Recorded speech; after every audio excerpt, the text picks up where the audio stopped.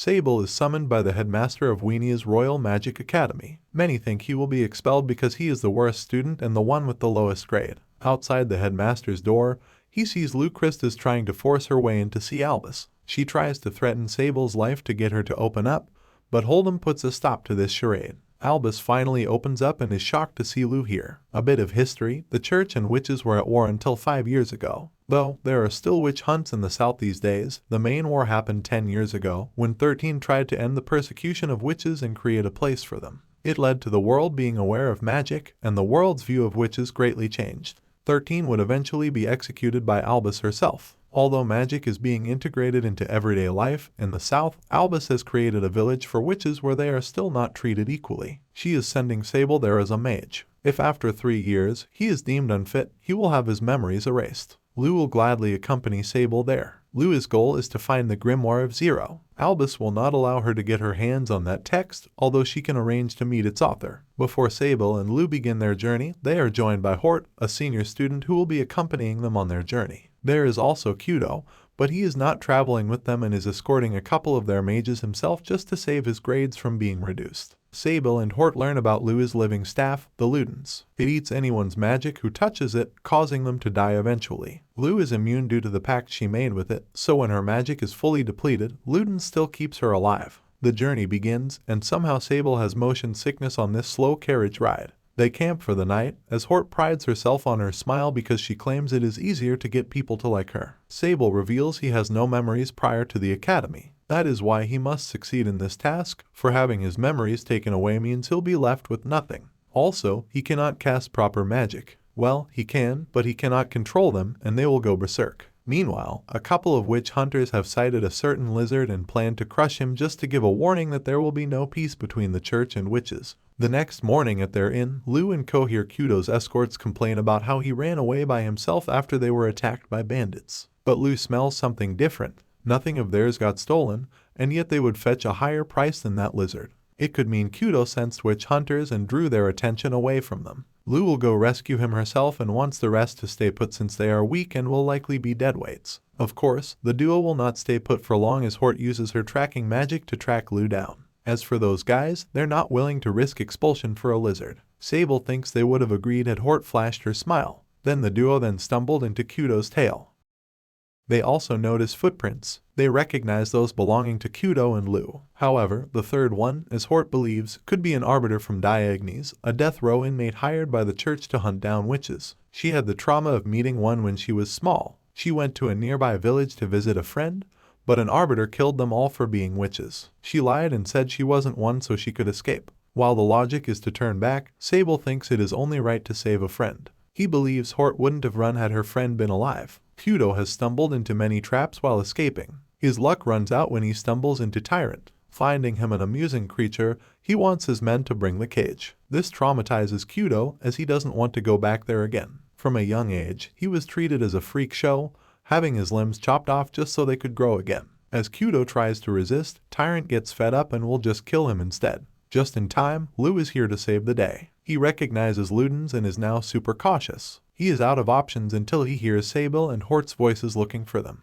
They're trying to help, but now they're dead weights. The Tyrant grabs Sable and threatens to kill him. He wants Lou to give Ludens to him in exchange for Sable's life. Lou then drops the staff. As Tyrant forces Sable to get it, he calls out to Hort and tells her to drop the act. He reveals that she is a spy for the anti-witch faction. Hort goes into trauma mode. Short flashback on her young life. She grew horns on her head, and others thought she was the child of a demon. Against her will, they sawed it off, claiming it was for her own good. She was then made to work for the church and sent on a mission to infiltrate the Magic Academy. Because Albus treats her nice, she really wanted to graduate as a mage. Then she was put on this mission and had a bad feeling. So she tried to delay their travel, throwing off their schedule, and hoped Kudo's group would get attacked. But she never imagined Tyrant would be here, and it jeopardized everything. In the end, she betrayed everyone. Of course, Sable doesn't blame her. Confused at how he can smile at a traitor like her, Hort then uses her magic to attack Tyrant, but it proves futile. As Tyrant is about to kill her, Sable decides to grab Ludens, even if it costs him his life. Against Lou's wishes, Ludens goes out of control. In the aftermath, the surrounding area is decimated. Sable is still alive. Lou is very mad and scolds everyone. It seems Sable has unlimited magic. This is the reason he has trouble controlling it, since Sable's magic exceeded what Luden's could siphon away. Hort feels weird that nobody is mad at her for being a spy. She tells Sable about her horns and why she is working for the church, supposedly to cleanse her tainted soul. They talk about how if a beast warrior and witch die and the former's soul has nowhere to go, it will enter the witch's bloodline and become her descendant, a part beast and part human. Hort and Kudo are beasts fallen, and she is glad for Sable because he doesn't speak ill of them. As a thank you, she gives him a little kiss. It was discovered that the guys Kudo escorted were the ones who leaked information. Now they will face the consequences, but it doesn't matter to our little gang. Lu will have Kudo regenerate his limbs, and with Sable's unlimited power, that is possible. The healing is a success, and after a little party, they continue their journey. Stopping by the next town, Sable learns from Kudo why he wants to become a mage. The Church Knights have been rebranded as the Church and Mage Army after peace was made with the witches and a Beast Fallen unit was created. But only the top of the cream can join. Kudo is a weakling, so his only shot at it is by becoming a mage. He is adamant about becoming one because, during his days as a freak show, when a crazy witch appeared to destroy the world and cause destruction, he was trapped in some rubble, but a knight found him and saved him when he was not obliged to. Kudo wanted to be like him and made the army his goal. The journey resumes, and it went smoothly since Lu knows the people at the stops and the best places to camp. She even teaches them some hunting methods for fun. As this journey is going to end, Lu lets them know her excitement to meet the owner of the Grimoire of Zero. As a witch who has lived so long, she does not need food, sleep, or even love or romance to produce offspring. All that is left for her is to seek thrills and have fun. Suddenly, a young boy named Leos tells them to hide because somebody will kill them if they find them, using his magic to shield them, but this is only temporary as that guy, Yaohei, sniffs them out. Lu handles him and has her students escape with the kid. Yaohei will not go after them because turning his back on her would be a mistake. However, he won't fight her either as he knows he cannot win. Lu is surprised that Yaohei knows about Luden's and the field program. He just needs Leos to return to the village, that's all. He tells her to go after her students and is confident they'll meet again.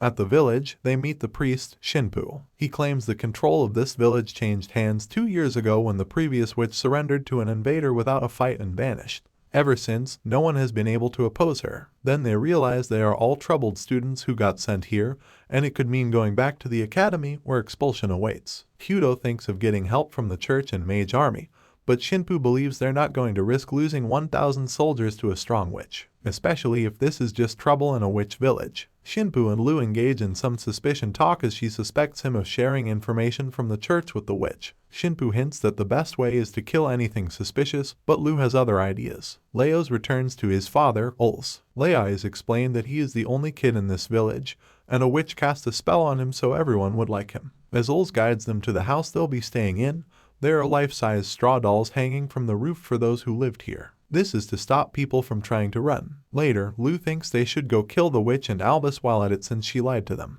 Because there's no supervising witch, her job can't end. Hort thinks of getting the church and mage army to help, but Sable thinks they should do it themselves to prevent the whole place from turning into a battlefield. He is confident with his unlimited magic, the rest can cast as many spells as they want. Kudo is not happy because he is implying that he will die fighting in a losing battle. Sable notes that during the tyrant's attack, when he touched Luden's, it made him realize he was not afraid to die. This does not sit well with Hort since she was trying to tell him not to die. She runs away in tears, so Sable gets a lecture about friendship. Hort just doesn't want him to die like a dog simply because they're friends. As Hort prays at the church, a little girl named Lily tries to comfort her, but with Shinpu back, she is sent scurrying back home. Hort realizes too late, from the symbol of Shinpu's stick, that he is from Diagnes. He doesn't blame her for betraying the church since she spent 4 years at the academy. He traps her and is going to have a long talk. When Sable cannot find Hort, he goes back to get Lu's help to trace her. When blood is spotted on the ground,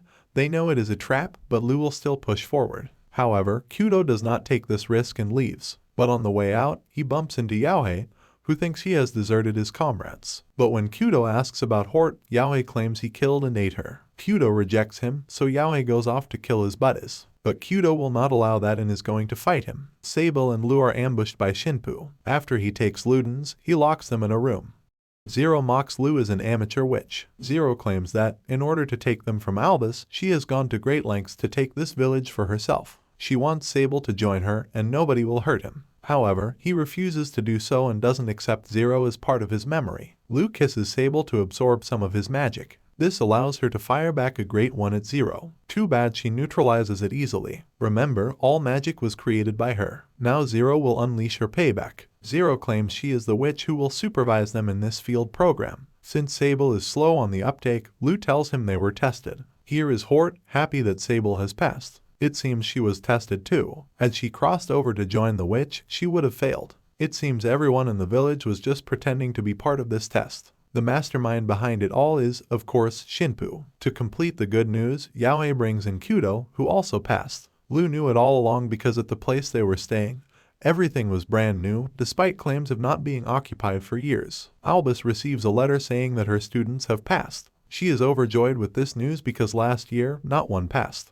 Now she sets her target to capture Tyrant alive since he hurt her students. At the village party, Zero explains that this test is to see if students are virtuous or not. Failing ones will be expelled, and that is what they sought of them since their powers are too great. Zero can see the greatness they will become if they continue to practice their magic. As part of the training, they are to open a store where the villagers can seek their help. They have a few days to think about what kind of store they want to open. That night, a knight on a white dragon, Heath, arrives to give letters to Sable, Hort, and Kudo. It seems the letters approve of their using their full magic powers without any restraint. This feels like full authorization to engage in battle. Kudo goes up to Heath and wonders if he still remembers him. As one who saved him from that trapped cage, of course. Kudo wonders if he has a chance to join the army, only because he isn't in charge of recruitment but views him as a possible valuable asset to his squad. When the trio gets back, they feel sad, thinking that Lou will leave since her escort mission is over. While that is true, she will only do so after reading all the books in this village. That will take about 3 years. She will be staying for the time being and will help them get better. As long as it entertains her, she's up for it.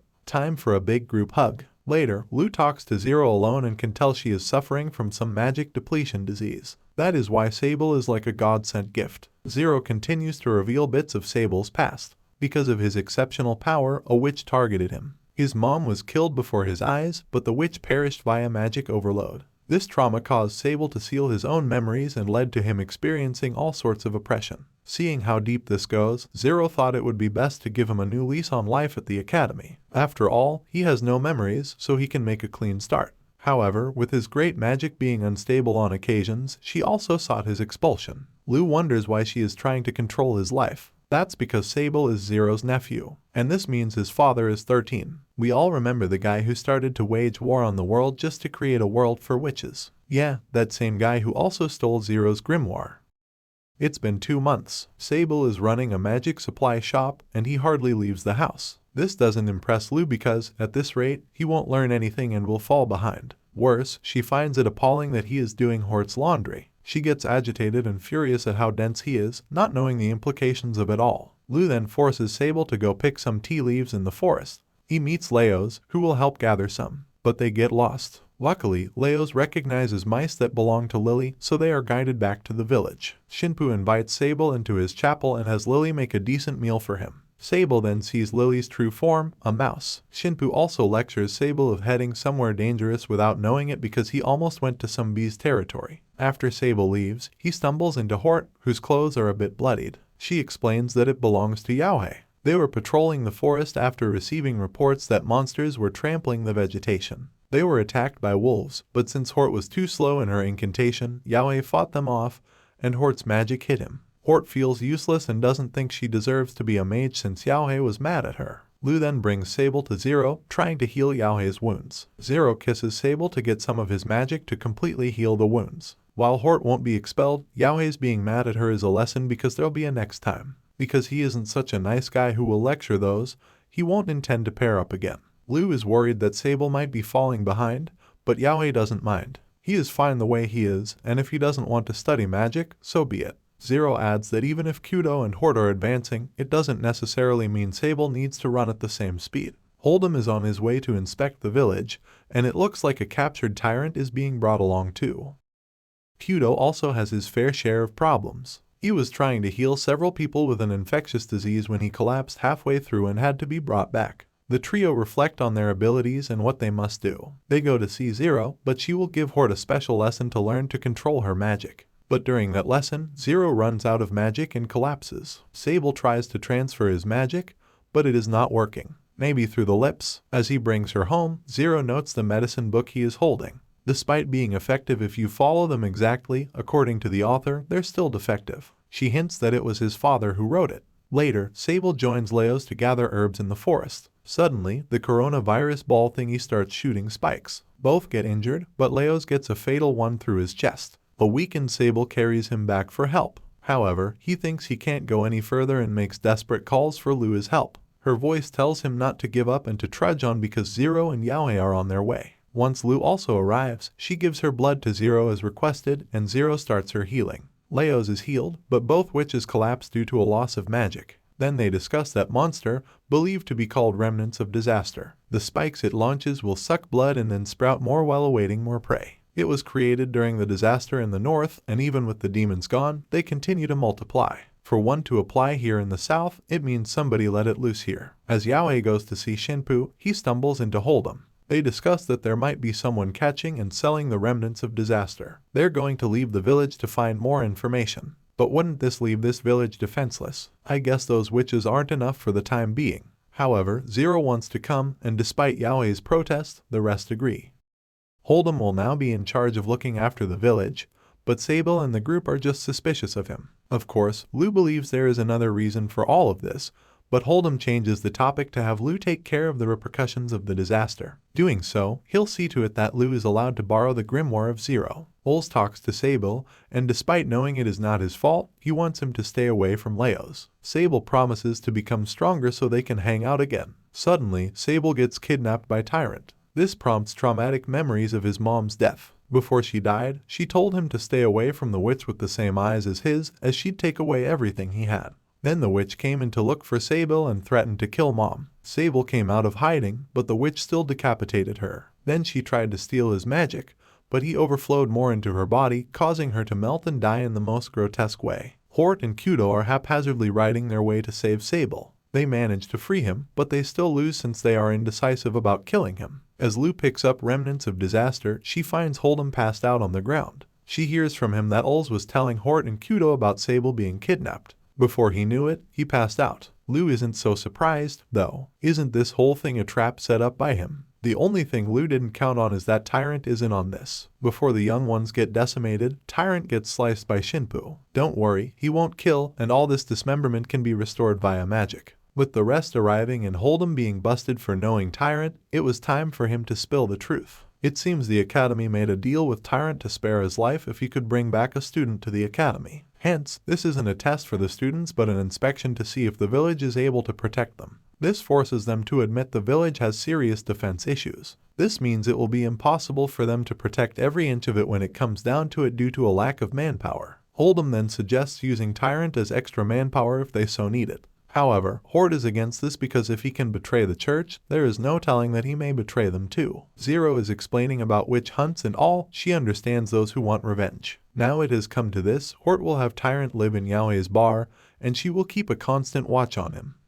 Sable talks to Hort despite he has his memories back, he feels nothing has changed. He asks about love, because Lu says she likes him. So as she tries to give advice, she asks the first person he thinks when he is dying. Sable thinks he might be in love with Lu. Sable then goes to talk to Zero about his regained memories. Zero reveals more about her brother 13, who is also Sable's father. He is the kind of person who would burn the world for her. 13 must have realized the potential of obtaining a child with unlimited magic. That's why Sable's mom took him and ran, though she blames herself for many of the misfortune that he has suffered. Sable is also worried about supplying magic now and fear that he might overload his clients and kill them. Zero trains him how to control it. Lu and Hort arrive too late as Kudo's place has been attacked. Hort thinks Tyrant is the cause and to unhand this young kid whom they found infected in the forest prior. Upon releasing him, the kid attacks but Lu anticipates this and captures him. It is believed he is a pawn used by the church. They are visited by Lady Hearthful who runs a school in town.